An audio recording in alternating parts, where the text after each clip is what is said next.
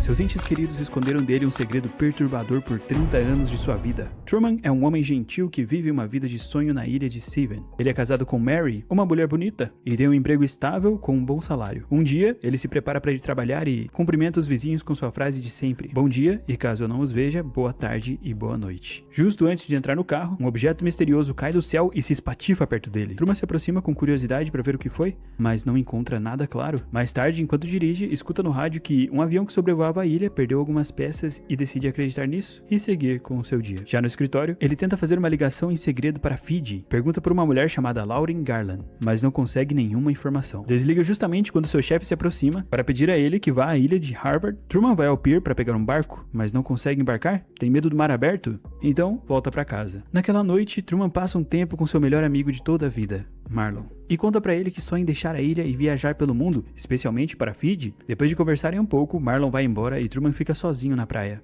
Ali, ele se lembra do acidente em que perdeu o pai. Naquele dia, anos atrás, eles estavam navegando quando o clima começou a piorar. Seu pai queria voltar, mas Truman, ainda criança, pediu para ficar mais um pouco. A tempestade ficou mais forte e seu pai caiu do barco.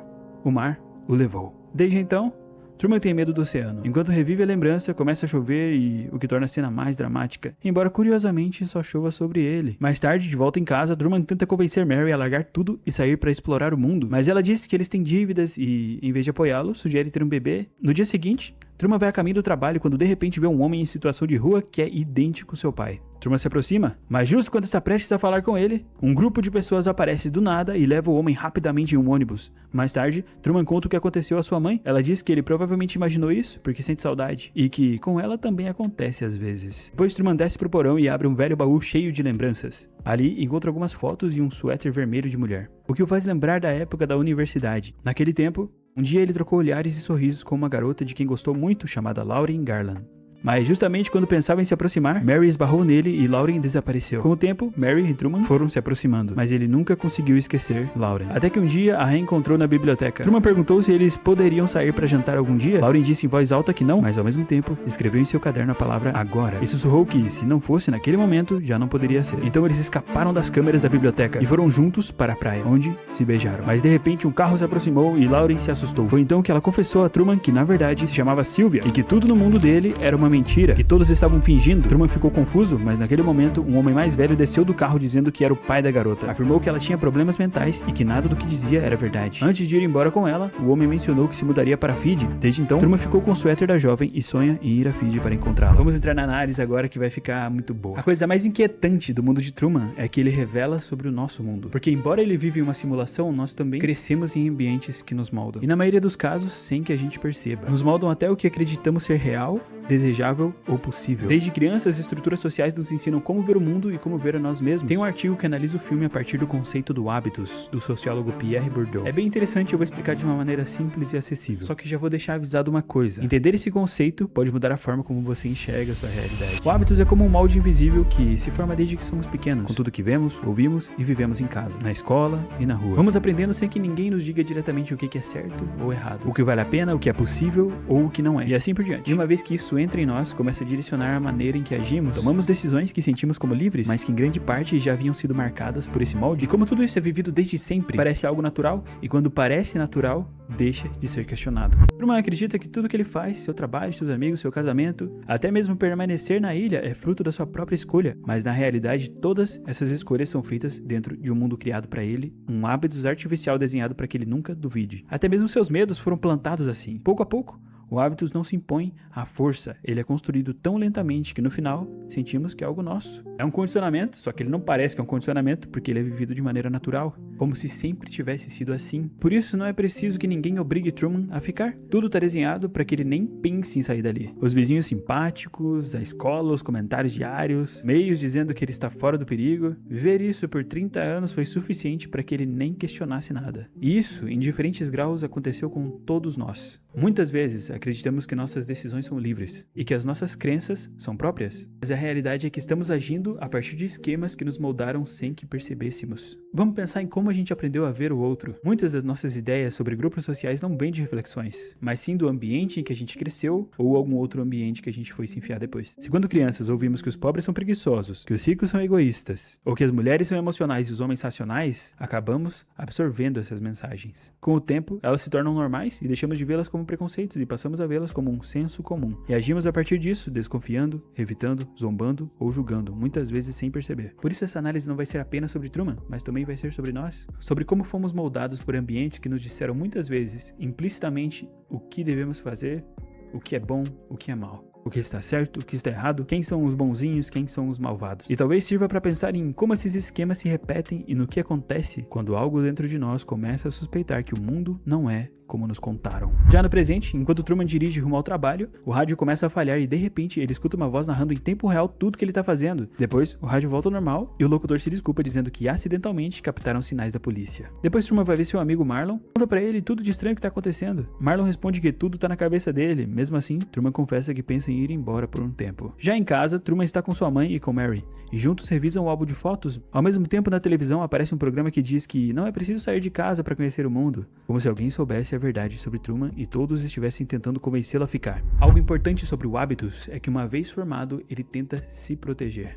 As pessoas começam a repeti-lo sem pensar, e isso o reforça. E o próprio ambiente que o criou se encarrega de validá-lo. Cada coisa sustenta as outras e qualquer tentativa de rompê-lo é vista como uma ameaça que precisa ser freada, suavizada ou tornada imperceptível. Cada vez que Truman faz algo inesperado, o sistema reage de imediato. Vimos como aparece alguém próximo com uma explicação, como os meios enviam mensagens para que ele acredite no que querem que ele acredite, ou acontece alguma coisa que distrai ele da dúvida que ele tinha. E assim também funciona com a nossa sociedade. Quando alguém começa a questionar o que aprendeu desde criança, seu lugar, sua classe, sua religião, suas ideias sobre qualquer assunto, torna-se uma ameaça para todo o sistema. E o sistema, assim como no show, se defende. Somos inundados de mensagens e propaganda que nos mantém tranquilos e distraídos. Dizem quem somos, o que deveríamos querer e até mesmo quem são os nossos inimigos. E aqueles que compram essa ilusão, assim como os personagens ao redor de Truman, a reforçam sem perceber. Quando alguém se atreve a questioná-la, muitas vezes é ridicularizado ou isolado, ou em casos extremos é atacado. O sistema não se mantém simplesmente porque alguém o impõe de cima, mas porque está em toda parte, tão naturalizado, que age através do cotidiano sem que a gente perceba. Truman começou a duvidar do seu mundo, mas o que torna sua saída tão difícil, além dos obstáculos da produção, é que tudo ao seu redor insiste em convencê-lo de que ele está errado, de que tudo está na cabeça dele e que não deveria duvidar. Pouco depois, as mulheres vão embora e Truman fica olhando suas fotos de casamento. De repente, ele nota algo estranho. Em todas as fotos, Mary está com os dedos cruzados, o que sugere que ela nunca se casou com ele de verdade. No dia seguinte, Truman tenta viajar para Fiji. Vai a uma agência para comprar passagens, mas a vendedora diz que é alta demanda e que não há voos disponíveis até pelo menos daqui a um mês. Desesperado, decide pegar um ônibus para Chicago, mas curiosamente, o ônibus quebra justamente quando o motorista tenta dar a partida. Para Truman, já é mais que evidente que algo estranho está acontecendo. Então ele volta para casa, frustrado, e convida Mary a entrar no carro. Já no carro, ele pede para ela prestar atenção no que está acontecendo ao redor e demonstra como consegue prever quais pessoas vão aparecer. Todos estão repetindo as mesmas coisas de novo e de novo. Mary fica nervosa e tenta mudar de assunto, mas Truman trava as portas do carro e leva ela para dar uma volta fora da ilha. Ele percebe que cada cruzamento bloqueia um caminho, mas consegue desviar dos carros pegando o contramão, onde curiosamente não tem tráfego nenhum. Ao cruzar a ponte de saída, eles são parados por um grupo de policiais que diz que houve um acidente em uma usina nuclear próxima. Truman agradece, mas um dos oficiais comete um erro. Chama ele pelo nome, apesar de nunca terem se visto. Truman, cada vez mais desconfiado, sai do carro e tenta escapar da ilha, mas alguns homens o alcançam e obrigam a voltar para casa. O hábitos se mantém enquanto o ambiente o confirma, mas basta começar a surgir pequenos choques com a realidade para que essa estrutura comece a se rachar por dentro. Esses são momentos onde o que foi aprendido deixa de funcionar. A bússola interna que antes nos guiava já não basta e passa a não ser suficiente. Isso é sentido como perder o chão. As regras que te davam segurança já não servem e você ainda não tem outras novas. E muitas vezes não é por algo enorme, mas por coisas pequenas. Uma situação que não encaixa, uma conversa incômoda, uma pergunta que não te deixa dormir em paz, ou até mesmo uma coisa tão simples como ouvir isso agora. Às vezes basta uma pequena fissura para que tudo comece a ranger. Quando o que foi aprendido deixa de coincidir com o que você tá vivendo, já não dá pra fingir que nada aconteceu. Você não sabe muito bem pra onde vai, mas sabe que já não pode continuar indo pra onde tá indo. Dá medo, mas também é o primeiro passo rumo à liberdade, porque ninguém consegue sair de uma jaula sem saber que tá dentro de uma. E nesse momento, quando o hábitos deixa de te sustentar, abre a possibilidade de fazer escolhas diferentes, suas próprias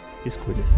Para Truman, nesse ponto, já não tem mais volta. Já em casa, Mary tenta convencer Truman de que tá tudo bem, mas de repente interrompe a conversa para promover de forma muito estranha uma marca de cacau, como se estivesse fazendo um comercial. Truman, confuso e irritado, exige saber a verdade e pergunta se ela também está envolvida em tudo isso. Justo nesse momento, Marlon aparece e leva Truman para passear. Marlon lhe garante que ninguém conspira contra ele, porque se fosse verdade, ele também teria que estar envolvido e jamais poderia mentir para o seu melhor amigo. O que Truman não sabe é que um homem chamado Christoph está dizendo a Marlon exatamente o que ele tem que dizer através de um fone de ouvido. Marlon diz para Truman que tem uma surpresa e o leva até a ponte. Ali aparece o homem que Truman acreditava ser seu pai, e ele descobre que estava certo. Pai e filho se abraçam enquanto Christoph dá instruções à sua equipe para mover as câmeras e capturar o momento mais emocionante a partir dos melhores ângulos. Pessoas de todas as partes do mundo observam a cena comovidas de suas televisões. E então que se revela que Truman é o protagonista do programa de televisão mais assistido da história. Truman foi um bebê indesejado que uma empresa adotou legalmente. Desde que estava no ventre de sua mãe, sua vida foi gravada por câmeras ocultas e transmitida ao vivo, sem pausas. Todos os dias durante 30 anos. O programa gera enormes quantidades de dinheiro, graças aos produtos usados dentro do show, mas Truman sabe que tudo é uma farsa.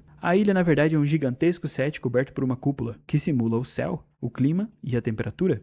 Christoph é o criador e o diretor do programa. Todas as pessoas ao redor de Truman, incluindo seus pais, Mary e Marlon, são atores. Sylvia também foi, mas foi a única que realmente se preocupou com ele, e por isso foi demitida. Após o reencontro com seu pai, Christoph aparece em um programa de entrevistas. Ali ele explica que o ator que fazia o pai de Truman, eles o tiraram porque, à medida que Truman crescia, precisavam encontrar formas de garantir que ele não saísse da ilha. Desde criança, Truman sonhava em ser explorador, mas seus pais tentavam desanimá-lo ou colocar medo nele. Até que Christoph teve a ideia de fazer com que seu pai morresse afogado. E desde então, Truman morre de medo de água. Quando o apresentador pergunta por que ele acha que Truman demorou tanto tempo para suspeitar que tudo era uma mentira, Christoph responde: porque aceitamos a realidade que nos é dada. Nesse momento, Sylvia liga para o programa e diz a Christoph que o que ele está fazendo com Truman é terrível. Sylvia se tornou uma ativista à luta por sua liberdade. Christoph responde que deu a Truman uma vida melhor do que o mundo real, que segundo ele, está completamente corrompido. Diz que a ilha é como o mundo deveria ser. Garante que Truman pode ir embora quando quiser, que não tem como impedi-lo se ele realmente deseja descobrir a verdade. Embora acredite que, no fundo, Truman prefira ficar em sua jaula. Quando Sylvia desliga, o apresentador diz que, salvo uma minoria furiosa, o programa foi uma experiência completamente positiva para a maioria dos espectadores. Aceitamos o mundo que nos é apresentado. Essa frase resume muita coisa que a gente tem falado aqui. A realidade que temos diante de nós é apresentada de uma forma natural, como se tudo fosse realmente assim. E ao agirmos de acordo com essa realidade, acabamos reforçando ela para o bem ou para o mal. Até agora vimos como o hábito se forma principalmente na infância, na escola, em casa, com os amigos. Tem duas coisas muito poderosas que nos moldam o tempo todo: os meios de comunicação e, hoje em dia, as redes sociais. Assim como Christoph fez com Truman, os meios sociais fazem com a gente. Meios nos mostram histórias editadas, que constroem certas narrativas e histórias para moldar a nossa crença. E muitas vezes tomamos essas histórias como se elas fossem verdades. Muitas pesquisas mostram que as plataformas priorizam conteúdos que geram emoções fortes, especialmente raiva, indignação ou surpresa, porque isso faz com que a gente interaja mais. Por isso, as plataformas acabam amplificando mais publicações que provocam. E como o negócio gira em torno de engajamento, muitas páginas criam conteúdo especialmente para isso. Frases, vídeos fora de contexto, notícias falsas, mensagens enganosas. E assim a gente vê que a gente vive uma era de uma espécie de pós-verdade, em que a realidade é distorcida para moldar nossas crenças e ideais, e até mesmo as nossas emoções. Isso para ganhar dinheiro e influenciar a opinião pública. Nesse contexto, as fake news levam vantagem sobre os fatos, porque são feitas para explorar como a nossa mente funciona. Elas confirmam o que já pensamos, se repetem até que pareçam reais, e principalmente apelam para emoções intensas. E quando algo nos deixa com raiva ou nos comove, a gente acaba acreditando e compartilhamos sem pensar. Só que sabe o que é mais preocupante? Vários estudos mostram que, mesmo quando apresentadas provas claras ou explicações muito diretas, muitas pessoas preferem continuar acreditando na mentira, porque se encaixa melhor no que elas pensam e querem acreditar. Elas estão tão comprometidas emocional e ideologicamente com isso, que mudar de opinião dói mais do que continuar errado. E o resultado é que aceitamos as mentiras que nos são apresentadas. Não investigamos a fundo nem buscamos as fontes originais. Às vezes até duvidamos, mas não transformamos essa dúvida em uma pergunta real. E pouco a pouco a nossa percepção do mundo vai sendo moldada, até que pouco a pouco ela se torne realmente uma realidade distorcida, tão artificial como a de Truman. Assim como ele, acreditamos que nossas crenças e decisões são completamente nossas, quando na verdade foram moldadas pelo algoritmo ou por interesses externos sem que a gente perceba. E hoje eu acredito que a gente é ainda mais fácil de manipular. A tecnologia, que é comprovado que reduz a concentração e o pensamento crítico, acostuma a gente a consumir tudo rápido e sem profundidade. E quando a gente pensa de forma superficial, a gente se torna mais manipulável. A gente acaba acreditando naquilo que nos convém, o que é mais fácil ao invés de a gente parar e perguntar. E não são só os algoritmos não. A gente escolhe as fotos e os vídeos que a gente vai postar. E aí a gente acaba construindo uma versão editada da nossa própria vida. E essa encenação, ela não engana somente os outros, ela também engana a gente mesmo. Pouco a pouco se distorce a nossa ideia do que é normal e nos enche de expectativas irreais. Em vez da gente buscar viver a vida como ela é, a gente acaba buscando momentos instagramáveis ou dramáticos pra gente alimentar a história que a gente quer contar pra alguém. No final das contas, na maioria dos casos, a gente acaba acreditando na realidade que nos é apresentada, a menos que a gente faça um esforço pra pensar criticamente. No mundo atual, esse esforço é bem difícil, mas vale a pena tentar. E olha, isso não quer dizer que tudo é uma mentira, que a gente tem que desconfiar de tudo, mas sim que é saudável. Se surgir uma dúvida, tá tudo bem você fazer uma pergunta pra você concretizar uma verdade na sua vida, porque isso vai nos ajudar a não cair facilmente em manipulações. Da próxima vez que uma notícia ou uma publicação chegar até você, em vez de você acreditar 100% de primeira, pergunta a fonte e o propósito disso. Veja o contexto, de onde que surgiu essa informação, e mesmo que seja algo que já confirma o que você pensa, é importante você saber quem foi que disse isso, a fonte, para ver se é uma informação verdadeira. No dia seguinte, Truman volta à sua rotina como se nada tivesse acontecido. Tudo indica que reencontrar seu pai acalmou um pouco sua inquietação em descobrir a verdade. Ele vai ao trabalho e cumpre suas tarefas. Mary decide deixá-lo por causa de seu comportamento paranoico. Então, naquela noite, arruma suas coisas, enquanto Truman desce ao porão para organizar as dele, mas no meio do processo se cansa e acaba dormindo ali mesmo, em uma cama improvisada. Christoph percebe algo estranho nas câmeras, então envia Marlon para investigar e descobre que o que parece ser Truman dormindo na verdade é um boneco inflável. Truman escapou. Ok, antes da gente continuar, vamos comentar uma coisa. A história de Truman também pode ser vista como uma alegoria moderna da caverna de Platão. Nesse mito, alguns homens estão presos dentro de uma caverna, olhando para uma parede, onde só conseguem ver sombras planejadas. Essas sombras são tudo o que eles conhecem, então acreditam que aquilo ali é a realidade, até que um deles consegue escapar e sair para o mundo exterior. No início, a luz do sol o cega e dói enxergar as coisas como realmente são, mas com o tempo seus olhos se acostumam e ele entende que tudo que acreditou durante toda a vida não passava de uma sombra da realidade. Voltando à história, com Truman desaparecido não há nada para mostrar ao público, então Christoph toma uma decisão histórica: cortar a transmissão ao vivo pela primeira vez desde que o programa começou. O mundo inteiro fica em choque. Christoph ordena que toda a equipe da ilha o procure, mas ninguém o encontra. Então decide procurar no lugar menos esperado: o mar. As câmeras começam a varrer o oceano e, para surpresa de todos, encontram Truman navegando sozinho em um veleiro. Assim como a gente falou no começo, o mais inquietante desse filme é que ele nos mostra o nosso próprio mundo. O mundo de Truman é construído, mas depois de tudo que a gente conversou, a gente consegue ver que muita coisa no nosso mundo também é. Então, resumindo, para que a gente possa ser realmente livre, vou dividir em 3 pontos claros. O primeiro é reconhecer a jaula. O segundo é sair do hábitos, ou pelo menos olhá-lo de uma perspectiva de fora. Quando você reconhece, começa a questionar dentro de si. Quando você transforma isso em uma pergunta, é uma grande forma de você sair de um ambiente que te controla e começar a tomar suas próprias decisões. E o terceiro ponto é você entender que esse processo incomoda e pode ser dolorido. E incomoda não só nós mesmos, mas também as pessoas que estão ao nosso redor. Porque quando alguém rompe o roteiro, as pessoas ao seu redor começam a perguntar se elas também estão num roteiro. E nem todo mundo está preparado para essa pergunta. E o que eu quero trazer aqui não é nenhum tipo de militância, não, é para que a gente entenda, que abra os olhos, porque a claridade naquilo que você quer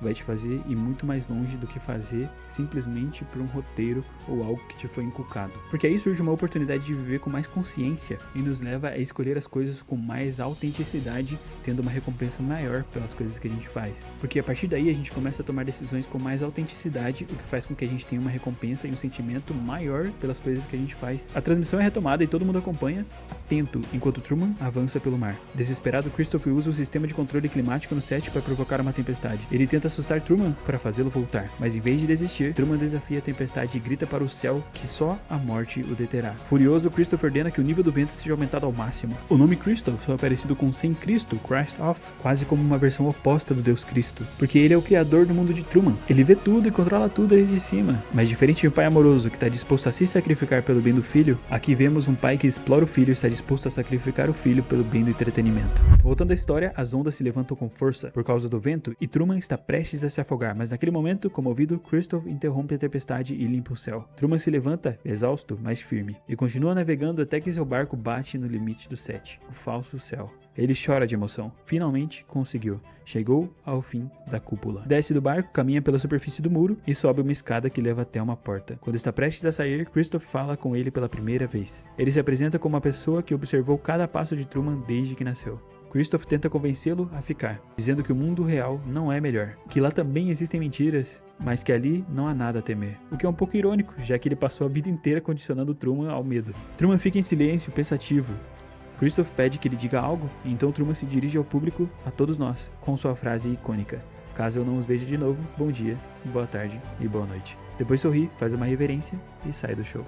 Ao ver isso, Sylvia se alegra e sai correndo de casa. O mundo inteiro celebra a decisão de Truman e o fim do programa. Christoph corta a transmissão. O filme termina mostrando dois espectadores que, depois que tudo aconteceu, simplesmente perguntam: o que mais tem na televisão? Essa última cena é duríssima. A audiência simplesmente voltou para sua vida de apatia total e simplesmente mudou de canal. Para eles foi só um programa que acabou. Eles não perceberam que durante anos foram cúmplices do que estavam fazendo com Truman. Eles sabiam que a vida dele era uma mentira, que ele não tinha consciência disso. Viram ele sofrer, se apaixonar, chorar, se desesperar, quase morrer ao vivo e ainda assim continuaram assistindo. E quando tudo terminou, simplesmente trocaram de canal como se nada tivesse acontecido. Essa cena é bem desconfortável porque simplesmente é como se estivesse mostrando um espelho pra nós. Como é fácil a gente desumanizar alguém quando a gente tá vendo atrás de uma tela. As pessoas parecem que deixam de ser pessoas e se tornam personagens pro nosso entretenimento. É muito confortável ficar assistindo a dor dos outros quando ela parece distante de nós, quando a gente não precisa se responsabilizar por nada. Isso acontece o tempo todo em reality shows, redes sociais, nos noticiários ou até alguns vídeos aí que viralizam. Vemos alguém passando por alguma coisa terrível e consumimos isso como conteúdo, como se a vida daquela pessoa fosse parte de um espetáculo que comentamos, criticamos ou compartilhamos sem consequências. Assistimos, opinamos e depois seguimos com a nossa vida, sem pensar que do outro lado tem alguém que precisa continuar vivendo com aquilo que só vemos por alguns segundos. Quantas vezes já fizemos isso e o pior é que muitas vezes nem percebemos. Mas agora vamos encerrar com a parte que a gente mais aprende desse filme.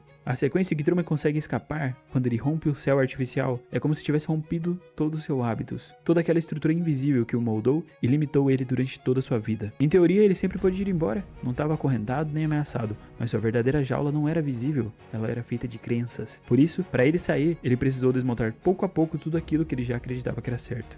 Bourdieu dizia que o hábitos não determina completamente uma pessoa, mas empurra ela com muita força. E assim como Truman fez jus a seu nome, True Man, um homem verdadeiro, enquanto todos ao redor somente atuavam, talvez não vivamos dentro de um programa de televisão, mas pode ser que vivamos dentro de roteiros alheios. Por isso, a saída de Truman não foi só a saída dele, mas também pode ser uma imagem daquilo que nós poderíamos fazer. E quando começamos a questionar algumas coisas, pode ser que nos sintamos perdidos, mas é justo aí onde a gente começa a se encontrar. Se você assistiu o vídeo até aqui, muito obrigado de todo o coração. Não esquece de se inscrever no canal, de verdade me ajudaria muito. E se você quer que eu relate e analise a sua história favorita, por favor, deixe ela aqui nos comentários. Um abraço e nos vemos no próximo vídeo.